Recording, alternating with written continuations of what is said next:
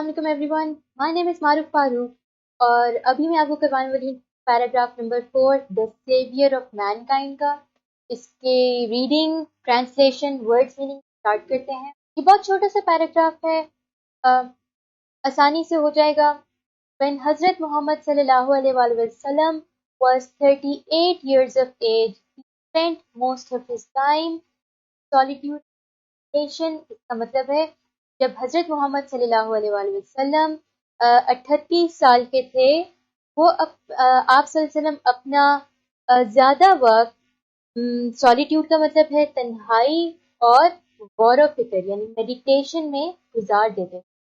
جب حضرت محمد صلی اللہ علیہ وسلم 38 سال کے تھے تو اپنا زیادہ تر وقت تنہائی اور غور و فکر میں گزارتے تھے. In the cave of Hira, غار ہرا میں he used to retire with food and water and spend days and weeks in remembrance of Allah Almighty.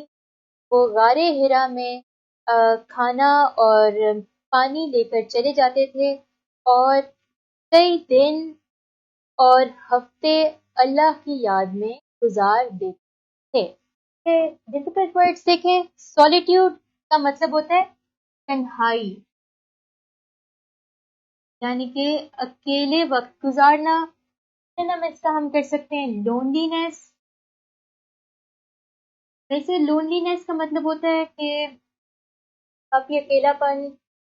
سولیٹیوڈ اور لونلینس میں بالکل ہلکا سا ڈفرینس ہے. لونلینس ایسے ایک سیڈ سا آئیڈیا آتا ہے، سولیٹیوڈ ایک یعنی اپنی مرضی سے جو انسان تنہائی میں بیٹھا ہو. یہ ان کا ڈفرینس ہے. میڈیٹیشن کا مطلب ہے غور و فکر، یعنی میڈیٹیشن جب ہم کرتے ہیں تو اس کا مطلب ہے کہ ہم بیٹھ گئے ہیں اور ہم سوچ رہے ہیں کوئی باتیں، ان پہ غور کر رہے ہیں، ان پہ غور و فکر کر رہے ہیں. میڈیٹیشن میں ہم اس کو سمپلی لکھ سکتے ہیں آبزرویشن.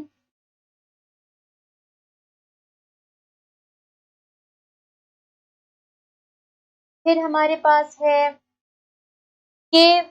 کیو کا مطلب ہوتا ہے غار. ویسے اس کے سنونیم کی ضرورت نہیں ہے، لیکن پھر بھی ایک آئیڈیا ہونے کے لیے میں آپ کو بتا دیتی کہ اس کو ہم اوپننگ بھی کہہ سکتے ہیں. But in side a mountain. Retire کا مطلب ہے چھوڑ جانا یا چلے جانا.